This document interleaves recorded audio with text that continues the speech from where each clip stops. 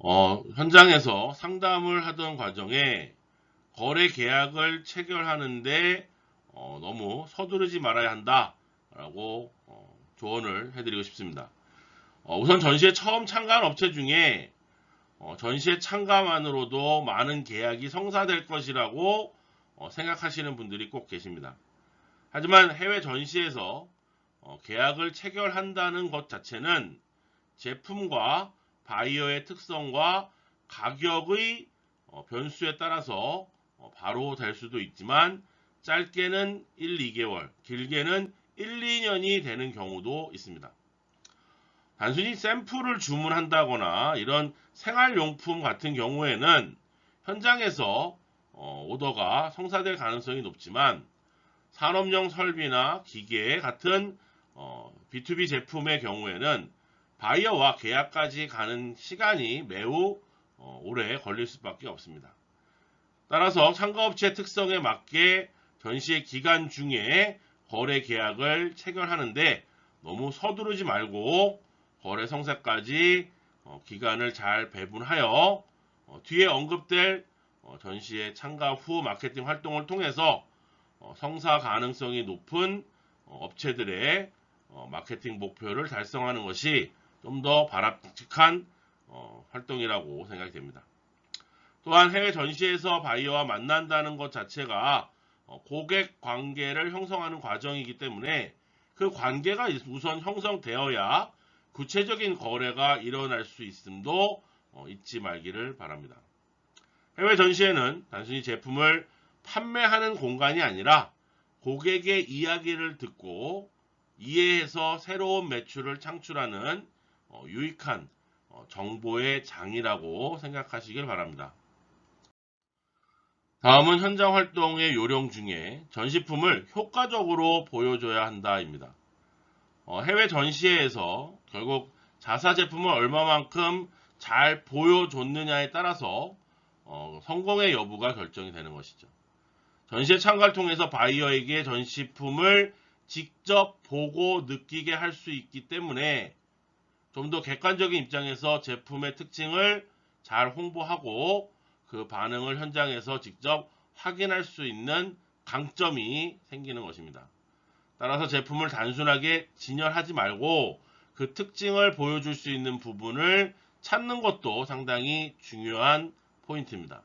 바이어가 직접 보고 만지고 느낄 수 있도록 전시 제품의 특성에 알맞은 시연도 할 수 있고 시연을 담당하는 직원이 전시 제품의 성능과 기능을 명확하게 이해하고 능숙하게 진행을 해야 합니다.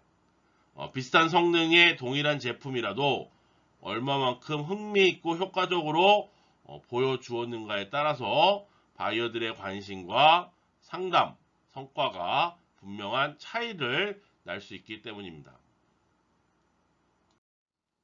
다음은 명함, 다음에 택 하드 리더기를 잘 활용하자입니다. 전시회를 참관하기 위해서는 반드시 그 배지, 명찰을 착용하게 됩니다. 출입증. 그 명찰에는 참관객들의 정보가 회사명, 그다음에 바이어명, 직함 이런 것들이 기재되어 있고 최근에 전시장에서는 바코드라든지 무선 기술을 활용한 하드 리더기를 통해서 부스에 설치된 명찰을 찍으면 참관객 정보를 나중에 참관객 등록 시스템에서 엑셀로 받게 되는 그 참관객들이 입구에서 적었던 이메일이라든지 핸드폰이라든지 이런 것들에 대한 상세 정보까지도 받을 수 있는 기회가 있습니다. 하지만 그 등록된 정보가 100% 정확하다라고는 또 아닌 경우가 있기 때문에 가능하면 상담을 하고 좀 좋은 유력한 바이어일 것 같다라고 하신다면 꼭 명함을 받도록 아니면 명함을 못 준다라고 하면 수기로 그 사람의 이름과 이메일과 핸드폰 번호 이런 것들을 받아 적도록 하시는 것이 좋습니다. 너무 그 리더기만 의존하다가 정보를 못 얻는 경우가 많이 있기 때문입니다. 부스에 방문한 참관객들이 명찰을 카드 리더기에 필히 접촉하도록 유도를 하며 전시 기간 중 방문된 바이어 정보를 정확히 입수해서 사후 관리에 효율적으로 활용할 수 있도록 하시는 것이 좋습니다. 다음에 전시회에서 개최되는 부대 행사, 시상식, 어워드라든지 세미나라든지 리셉션 등을 활용하자입니다. 대부분의 해외 전시회는 전시 기간 끝나고 저녁이나 혹은 전시회 개최되기 전에 조찬, 아침 때 부대 행사를 함께 진행을 합니다. 전시장 옆에 있는 호텔이나 이런 데서 그런 부대 행사는 해당 산업에 관련된 전문적인 기술 관련 세미나, 그 다음에 참가업체들을 위한 각종 시상식, 그 다음에 칵테일 리셉션 등의 다양한 종류가 있습니다. 아울러서 주최기관은 전시회 참가 신청 시에 진행되는 부대 행사에 대해서 함께 안내를 하고 신청을 받는 경우가 있습니다. 무심코 지나칠 수도 있지만 해외 전시의 특성에 따라서 부대 행사에 참가할 경우 중요한 바이어라든지 그다음에 관계 업계 인사가 한자리에 모이는 자리에 자연스럽게 우리 참가업체도 합류할 수가 있기 때문에 관계 강화라든지 정보 수집을 할 수 있는 좋은 기회를 가질 수가 있는 것입니다.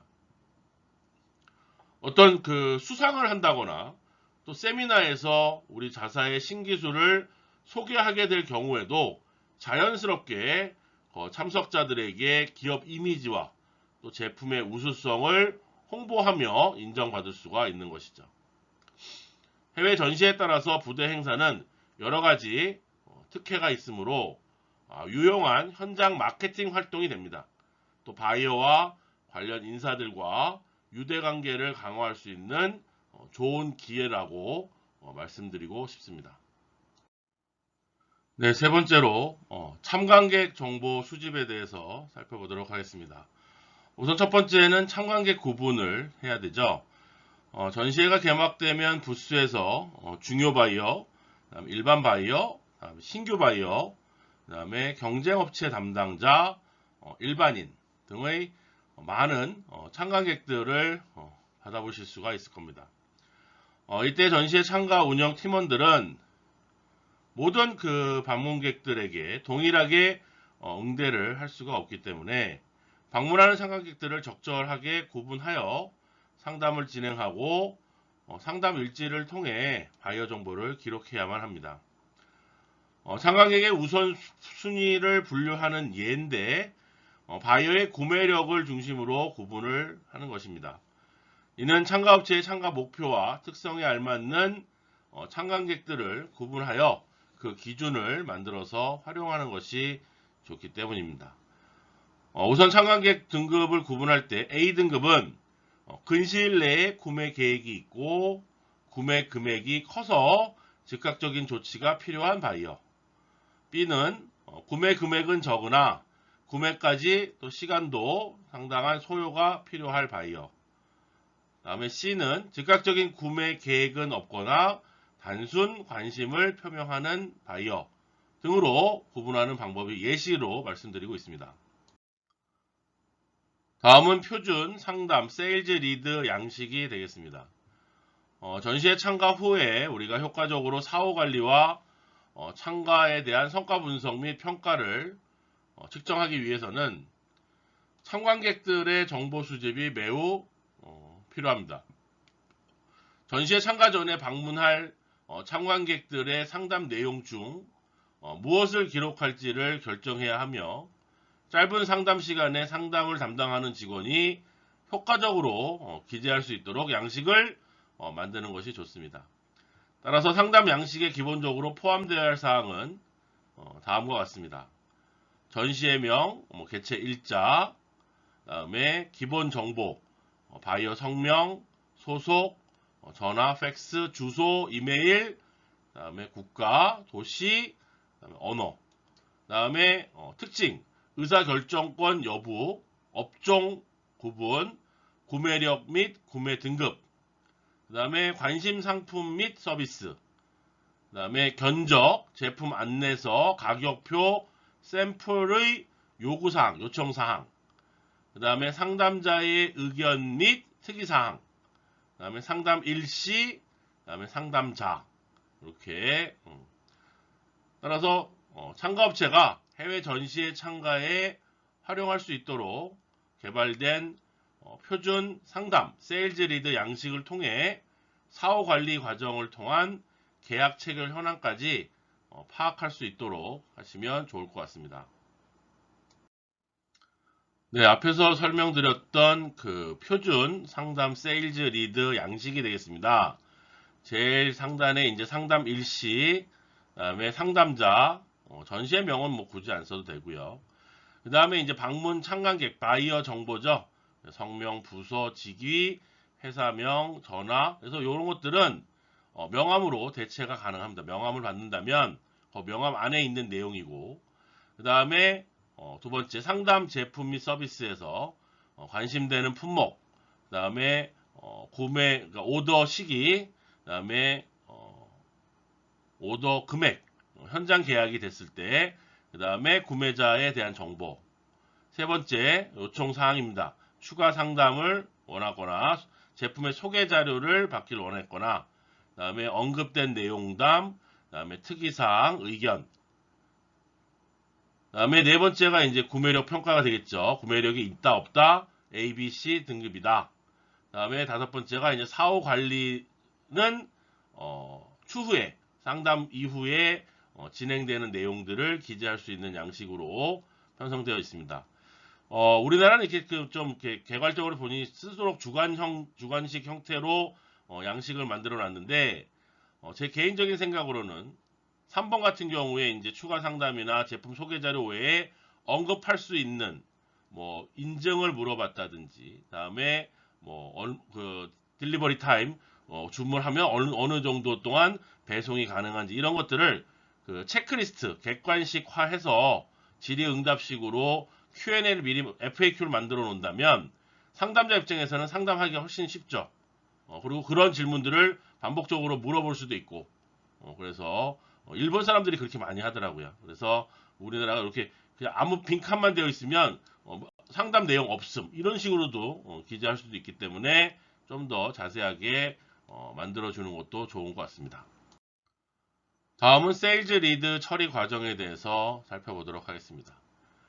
세일즈 리드를 창출하고 주문 계약을 체결하기까지 과정을 우리가 리드 트래킹 라고 말하고 있습니다.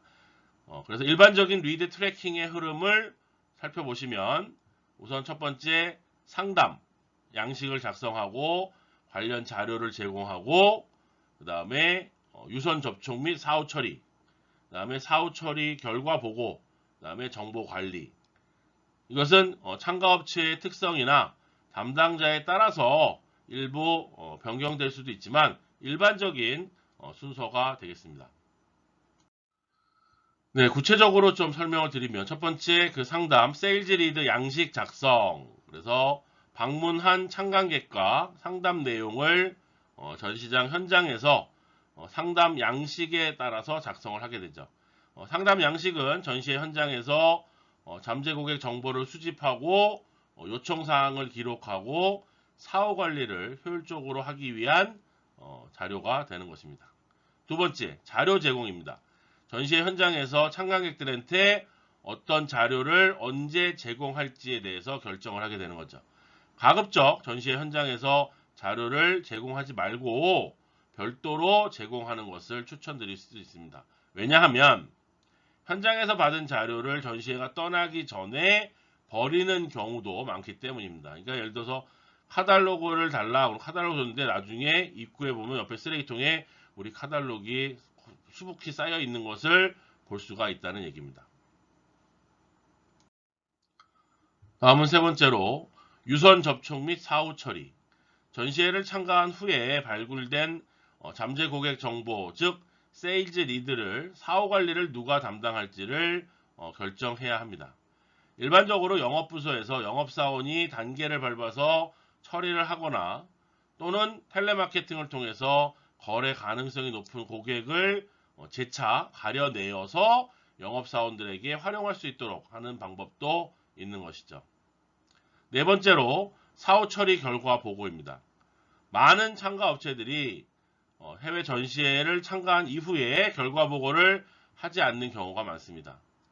이런 사후 처리 결과는 해외 전시회 참가 성과의 중요한 측정 기준으로 전시회 참가에 따른 성공 여부를 판단할 수 있는 객관적인 자료가 될 것입니다. 또한 전시회 참가가 효율적인 마케팅 수단임을 증명해 줄 수 있는 자료도 될 수가 있는 것이죠. 상담, 세일즈 리드 양식의 사후 처리에 대한 정보를 기재할 수 있게 만들어서 그것을 결과 보고서로 작성하도록 하는 것이 편리한 방법이 될 수가 있습니다. 마지막 네 번째, 전시회 참가에 관련된 조언을 몇 가지 해드리도록 하겠습니다. 첫 번째, 전시회 참가 목표를 무리하게 세우지 말아야 한다. 전시회 참가 목표를 비현실적으로 설정하면 오히려 역효과가 나타날 수가 있습니다. 전시회 자체는 변수가 많기 때문에 사전 검토한 목표보다 조금 낮은 목표를 설정하는 것이 더 좋을 수가 있다. 전시회를 참가하려는 의욕만으로 너무 목표를 크게 잡으면 목표가 달성이 안 되면 다음 전시회를 갈 명분이 없어지기 때문입니다. 두 번째, 항상 돌발 상황에 대한 대비책을 마련해야 한다. 전시회 참가는 많은 변수를 가지고 있다고 말씀드렸습니다. 참가 업체 담당자가 탑승할 비행기가 연착될 수도 있고 전시품이 제 시간에 도착되지 않거나 손상될 수도 있고 생각해 볼 수 있는 돌발 상황에 대한 대비책을 최대한 많이 마련해 놓는 것이 중요하다. 사실 이러한 돌발 상황은 직간접적으로 경험에 의해서 해봐야만 대비책이 나올 수 있죠. 제가 전시장에서 가장 큰 위험의 돌발 상황은 중국 전시장에서 위조 지폐를 받은 겁니다. 현장에서 이제 김을 판매를 했는데 50위안, 100위안짜리 위패가 돌아서 했던 게 가장 큰 대비. 그래서 그 다음 날부터 그 위패를 확인할 수 있는 그 파란색 라이트를 사갖고 학생들한테 줬던 기억이 납니다. 세 번째는 관계자와 좋은 유대 관계를 맺는 것은 좋은 참가 성과를 만든다. 그래서 전시회 참가 시에 전시회 주최 기간부터 장치 운송업체 등의 다양한 업체들과 관계가 형성되기 때문에 또 전시회 참가 현장 운영팀들 간에도 새로운 관계가 형성이 됩니다. 그래서 이러한 전시회 참가 준비 과정에서 원만한 관계를 맺는 것이 바로 참가 성과를 높이는 데 큰 도움이 될 수 있다는 것입니다. 네 번째로 참가 비용 중에 할인받을 수 있는 것이 있는지 확인해라. 입니다. 전시장 참가와 관련된 각종 비용 중에 의외로 할인을 받을 수 있는 경우가 많습니다. 공식적으로는 공지가 되고 있지 않지만 해당 담당자에게 확인하면 할인받을 수 있는 상품이나 방법을 알려주기 때문에 필히 확인하는 것이 좋습니다. 다음에 다섯 번째, 예비비를 편성해야 된다. 앞에서도 한번 말씀드렸는데 전시회 참가 예산 수립 시 비용의 10%를 예비비로 편성해 놓으면 만약 사태에 대비할 수가 있습니다. 예측되지 못한 상황에서 추가 비용이 발생하는 경우가 더러 있기 때문에 예비비는 필히 편성해야 된다. 또 예비비의 주요 항목은 환율 변동에 따른 내용으로 많이 사용한다 말씀드렸고요. 여섯 번째, 참가업체만의 마감일을 정해야 된다. 전시회 참가 준비 과정에서 각종 업무 처리를 마감하는 일자를 전시 주최 기관이 제시한 마감일보다 좀 더 일찍 자체적으로 마감일을 정하면 여유 있게 각종 업무를 처리할 수 있고 문제가 발생 시에 대처할 수 있는 시간을 확보할 수 있다라는 것입니다.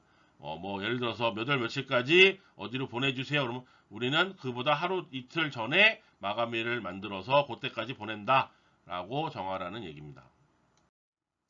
다음 일곱 번째로는 좋은 품질, 저렴한 비용, 신속한 처리 중에 두 가지만 충족되면 선택해야 된다. 자, 전시회 개최 직전이나 전시회 개최 기간 중에 각종 서비스를 추가적으로 신청해야 할 경우 좋은 품질, 저렴한 비용, 신속한 처리 이 모두를 만족하는 서비스는 있을 수가 없기 때문에 그 서비스를 제공하는 업체들 대부분이 신속 처리에 높은 비용을 요구하므로 두 가지 사항만 만족하면 그 서비스를 선택하는 것이 바람직하다라고 말씀드릴 수 있겠습니다. 다음에 8번째, 부스에 필요한 소모품은 간편하게 준비해야 된다.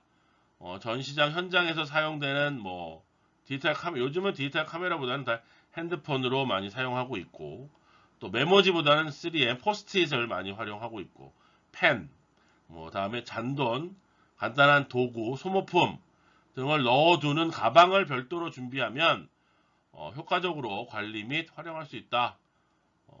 저도 그 전시 물품용 캐리어를 하나 별도로 회사에 만들어서 가지고 다녔던 경험이 있습니다. 그 안에는 포스트잇 이런 것뿐만 아니라 명함들도 들어가 있고, 다음에 테이프 이런 것들도 들어가 있고, 잡다한 것들, 심지어는 A4 용지까지도 갖고 다녔으니까요. 네, 9번째는 전시회 참가 현장 운영 팀원 모두를 가족처럼 대해야 한다입니다. 분위기가 좋은 부스는 참가 성과도 높을 수밖에 없기 때문에 통역이나 안내 등의 임시 인력에 대해서 정신적, 육체적으로 편하고 즐겁게 일할 수 있는 분위기를 만들어 주는 것이 매우 중요합니다. 예를 들어서 점심을 통역들은 따로 사실은 그 비용이 다 발생을 하지만 같이 이렇게 먹도록 도시락을 하나 더 주문해 준다든지 이런 것들이 되겠습니다.